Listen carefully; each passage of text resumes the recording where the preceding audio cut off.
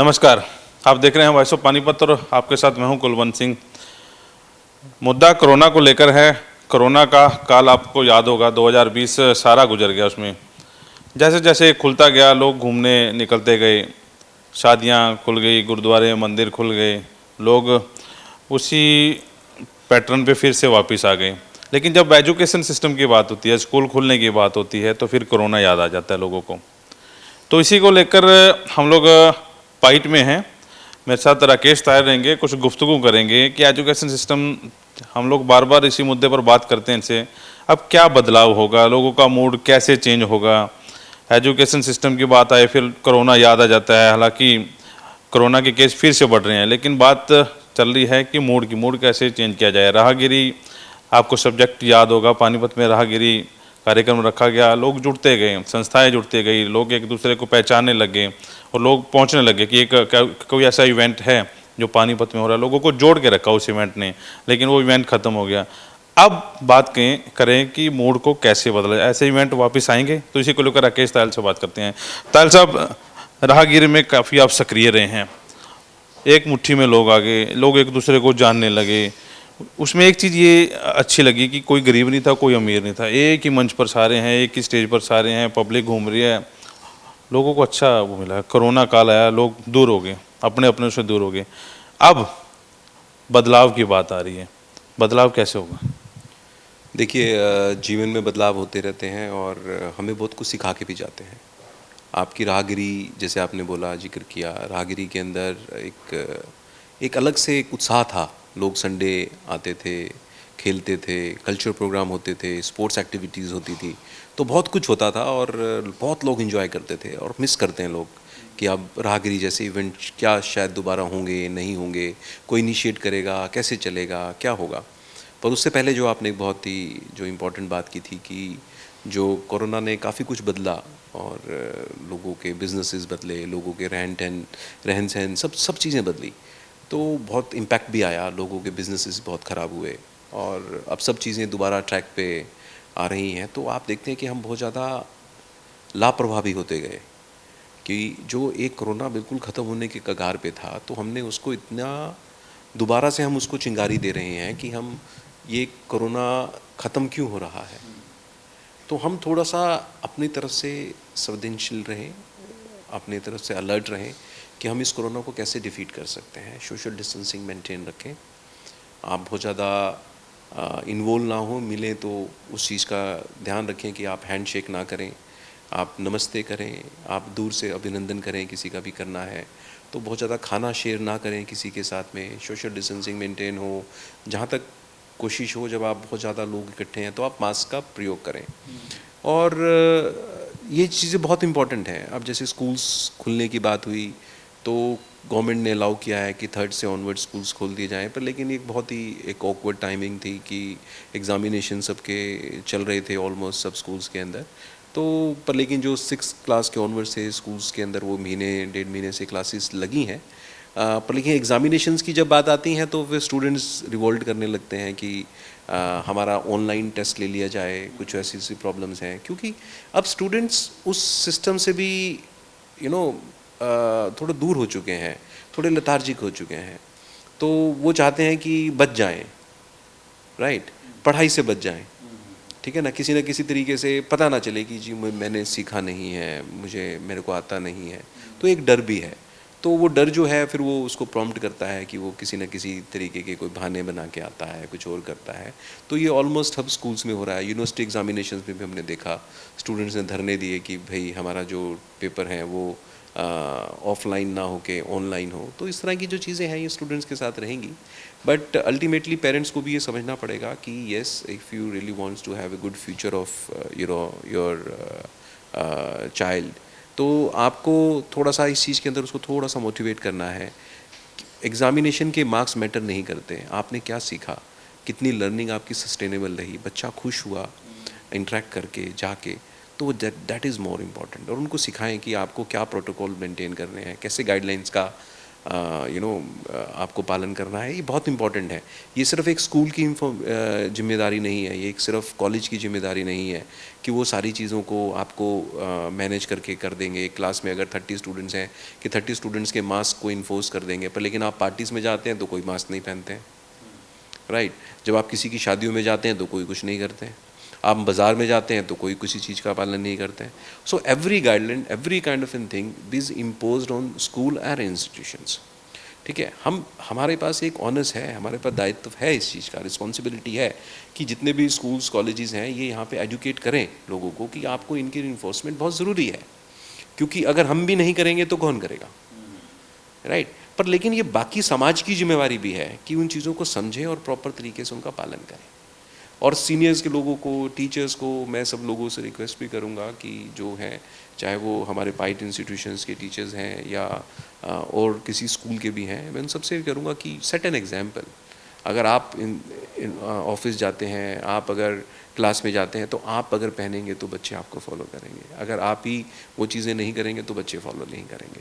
तो ये बहुत इंपॉर्टेंट है। और जैसे आपने एक मूड चेंजर की बात की कि कैसे मूड चेंज होगा, तो हम उसके लिए एक इवेंट जो है ऑर्गेनाइज़ कर रहे हैं 20th and 21st of March को, जो हमारे दोनों स्कूल्स में, हुड्डा एंड NFL में होगा, जिसमें हमारे पास एक जो हमारा जैसे राहगिरी के अंदर हम करते थे कि कल्चर प्रोग्राम्स होते थे, आपके स्पोर्ट्स इवेंट्स होते थे, तो स्पोर्ट्स इवेंट्स में बहुत कुछ होते थे, तीरंदाजी होती थी, आर्चरी होती थी, शूटिंग होती थी, आपके बैडमिंटन खेला जाता था, बास्केटबॉल भी खेलते थे, आप बैडमिंटन भी खेलते थे, कंचे भी खेलते थे, इस तरह की बहुत सारी गेम्स होती थी। तो एक फ़न कार्निवल टाइप एक माहौल बनाया जाता था।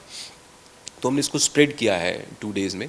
तो इस चीज़ के अंदर हम ये पूरे इवेंट्स ऑर्गेनाइज़ करेंगे छोटे बच्चों के लिए, और जो मदर और जो छोटे बच्चे होते हैं उनके लिए एक ट्विनिंग फैशन शो भी होगा, जिसके अंदर वो आके अपने आप को एक्सप्रेस करें, इमोट करें, अपनी पर्सनालिटी एक्सप्रेस करें कि क्या है, क्योंकि ये सब चीज़ें बहुत दब गई इस पूरे टाइम में।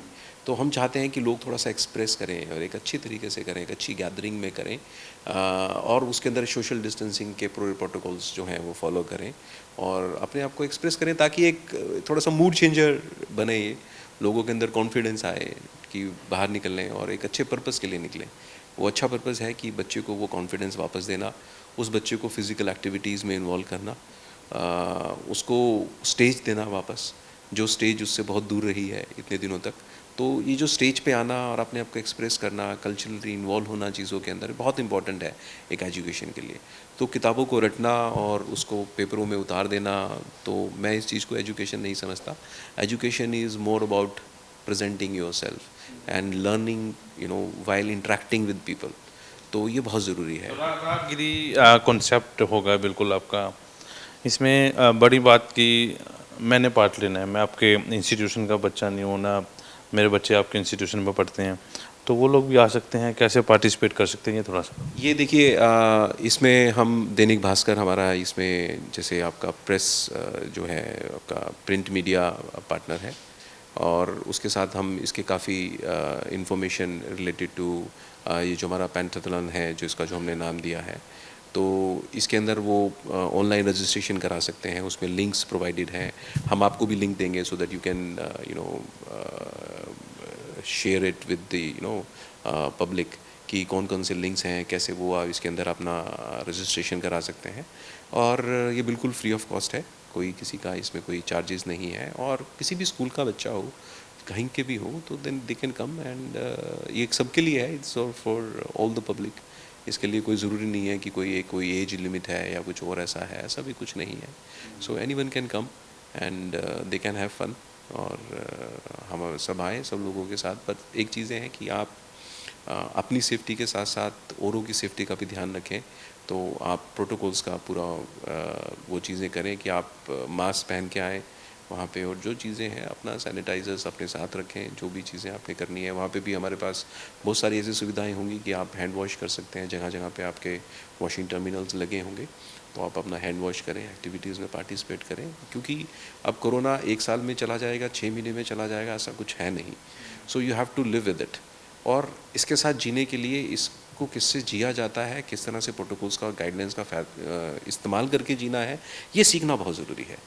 तो हम अपने डोर शट करके नहीं बैठ सकते, राइट। तो आपको और खोल के भी बिल्कुल हाँ ऐसे ऐसे भी नहीं चल सकते। So you will have some kind of an restrictions, तो उनको फॉलो करें और फिर चलें, फिर आनंद लें ज़िंदगी का दोबारा से। तो पर लेकिन जब खुलते हैं तो हम ऐसा खुल जाते हैं कि हम किसी चीज़ का ध्यान नहीं रखते। तो ये चीज़ें बहुत इंपॉर्टेंट है कि क्या क्या चीज़ें आपको ध्यान रखनी है, उन चीज़ों का ज़रूर पालन करें, तो आप you can enjoy each and everything. मतलब ये कहने का आप कह रहे हैं कि कोरोना पता नहीं, जैसे आपने जिक्र किया है, साल में जाए 2 साल में जाए, ज़िंदगी का हिस्सा ही बन गया ये चीज़ें, क्योंकि सरकार की गाइडलाइंस जो भी हैं अभी, जो मेडिसिन जो दवाई बनी भी है, वैक्सीन बनी है जो, उसके लगाने के बाद भी कोरोना होगा दोबारा नहीं होगा, अभी तक ये क्लियर नहीं है सरकार की तरफ से भी, लेकिन हम लोगों को जीना पड़ेगा उनके साथ। अब जीना पड़ेगा, आप जैसे आपने जिक्र किया है कि घर में नहीं रह सकते, दरवाजे बंद नहीं कर सकते, जीना है ज़िंदगी में, एंजॉय भी करना है। इसको लेकर आपका कॉन्सेप्ट अच्छा है। 2 दिन का कार्यक्रम रहेगा, कितने बजे ये कार्यक्रम शुरू होगा, और एक बार फिर से बताने की कोशिश करेंगे स्पेशल चीज़ वहाँ पर क्या रहेगी, महिलाएं भी आ सकती हैं, सुबह का कार्यक्रम है शाम का? देखिए क्या है, इसमें हमने एक हुड्डा स्कूल के अंदर एक हमने जैसे फैशन शो है जिसके अंदर महिलाएं आ सकती हैं, छोटे बच्चों को लेके आ सकती हैं, उनके साथ उनका एक ट्यूनिंग प्रोग्राम होगा। फिर एक जो पोएम्स बच्चे जो रिसाइट करते हैं, तो वो बच्चे पोएम्स अपने रिसाइट करें, चीज़ें करें। उसके अंदर भी कुछ कॉम्पिटिशन्स हैं हमारे, कुछ हमने कुछ ऐसी गेम्स रखी हैं ताकि बच्चों का हम कॉन्फिडेंस देख सकें कि बच्चा कितना कॉन्फिडेंट है। छोटे टाइम के अंदर एक हमेशा उनकी तोतली आवाज़ के अंदर सब सुनना चाहते हैं कि बच्चे किस तरह से पोएम रिसाइट करते हैं और कैसे वॉक करते हैं स्टेज पे, कैसे अपने आप को कैरी करते हैं। So that kind of an कि एक छोटे बच्चे को जब स्टेज मिलता है तो बहुत इंपॉर्टेंट है वो एस्पेक्ट। तो ये जो एक्टिविटीज़ हैं ये हमने हुड्डा स्कूल में रखी हैं, अपने जो सेक्टर 25 जो है उसमें रखी हैं, और ये शाम के टाइम होगा जो आपका 21 जो तारीख है 21 मार्च, इसके अंदर हमारे 4 PM ऑनवर्ड्स ये प्रोग्राम चलेंगे। और आपका जो गेम्स हैं, आपके जो जितनी भी आपकी हम जो गेम्स कर रहे हैं, बॉक्स क्रिकेट है, आपका फुटसॉल है जो एक बॉक्स के अंदर ही जो फुटबॉल खेली जाती है, तो ऐसे जंप 21 एक आपका है जो बास्केट करनी है आपको। तो इसी तरीके से आपके और भी, जैसे जो मैंने आपको बताया कि जो हमारा कार्निवल का पार्ट रहेगा जिसमें कोई भी आए पार्टिसिपेट करें। कुछ गेम्स हैं जो हमारे कॉम्पिटिटिव नेचर की हैं जिसके अंदर बच्चे कॉम्पीट करेंगे। कुछ गेम्स हैं आपकी ऐसी जो जिसमें पूरी पब्लिक पार्टिसिपेट कर सकती है, जैसे कार्निवल टाइप होता है, जैसे इसमें आपके कंचे भी हैं, आपके पिट्ठू गरम भी होता है, और बहुत सारी चीज़ें हैं जो हम राहगिरी में करते आए हैं। तो इस तरह की बहुत सारी गेम्स हैं, बैडमिंटन भी खेल सकते हैं वो, और भी चीज़ें खेल सकते हैं। सो ये जो सारा पार्ट है ये आपका हम NFL स्कूल में करेंगे, और ये 2 दिन स्प्रेड रहेगा। तो उसकी हम सारी जो भी आपकी टाइम टेबल है, उसका स्केड्यूल है, आइटनरी है, वो हम आपसे शेयर कर देंगे, तो that the people will they can register themselves. We should हमें पता चले कि कितने लोग आ रहे हैं, हम उनका उस तरीके से हम अरेंजमेंट कर सकें, तो अच्छा होगा। It's a good opportunity. जैसे राहगिरी में लोग पार्टिसिपेट करते थे, जैसे किसी ने अपना स्टॉल लगा लिया, पेंटिंग का स्टॉल लगा लिया, किसी ने तलवारबाजी का स्टॉल लगा लिया, इस तरह से वो भी लोग पार्टिसिपेट कर सकते हैं, आपसे मिल सकते हैं इस बारे में? बिल्कुल, हम चाहेंगे अगर ऐसा कुछ लोग अगर आके कुछ करना चाहते हैं, दे आर मोस्ट वेलकम। और हम बहुत खुश होंगे कि अगर इस तरह की कोई चीज़ें होंगी तो definitely it will add colours to the festival. और सब लोगों का ही फेस्टिवल है ये, कोई पाइट का फेस्टिवल नहीं है, ये पूरी पानीपत का फेस्टिवल है। और हम चाहेंगे कि सब जितना लोग मिलके, कोई भी अगर कोई इंस्टीट्यूशन भी आना चाहता है, वो अपनी कोई स्टॉल लगाना चाहता है, we are open to it. तो अगर कोई भी संस्था, कोई NGO, कोई भी ऐसे कोई है, सो आप आएँ, और we will be very what you say pleased to host you there with every kind of an जो भी हेल्प अगर हमारी तरफ से हो सकती है, जो भी हम कर सकते हैं, हम करने की कोशिश करेंगे। तो ताहिर साहब हमारे साथ थे, अभी छोटा सा इंटरव्यू है, पूरी डिटेल जो है हम लोग समय समय पर आपको वॉइस ऑफ पानीपत के माध्यम से देते रहेंगे। दैनिक भास्कर जो अखबार है उनमें भी जो है डिटेल आपको शेयर होगी, तो उनके साथ जो लिंक दिया गया वहाँ पर जाकर अपनी पार्टिसिपेट कर सकते हैं, जो आपने पार्टिसिपेट करना है, और अदर भी जो इंस्टीट्यूशन है वो आना चाहे वो आ सकते हैं। तो वॉइस ऑफ पानीपत के साथ जुड़े रहिए, यहाँ भी आपको लिंक शेयर करेंगे, उस लिंक में जाके आपने अपनी डिटेल शेयर करनी है। वॉइस ऑफ पानीपत के लिए प्रदीप पंचाल के साथ Kulwant Singh.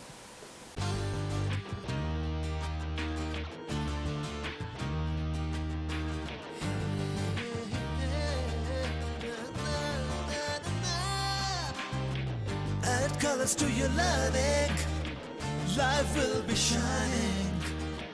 You'll have a better future and you'll be smiling. Pride By Sanskriti School, a better place, a better world.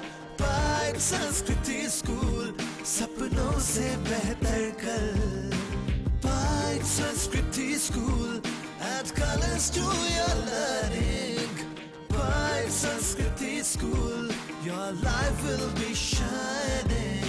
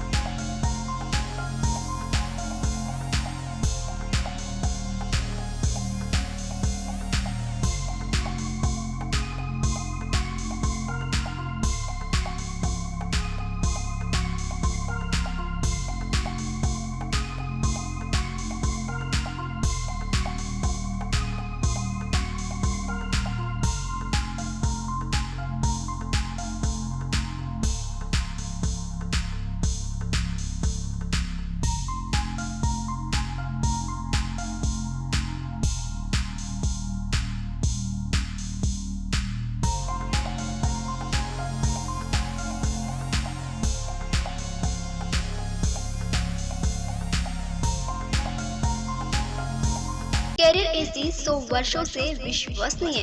AC brand 50 degree तापमान में भी कूलिंग करे। कैरियर एसी 0% फाइनेंस आसान किश्तों में उपलब्ध। Carrier AC 100% copper coil. Carrier AC चलता जाए सालों साल। कूलर ही कूलर, एएसएम कूलर हर घर की पसंद। 100% कॉपर मोटर में एएसएम कूलर कूलिंग में number 1। Balaji electronic near Federal Bank, GT Road, Panipat. 98122145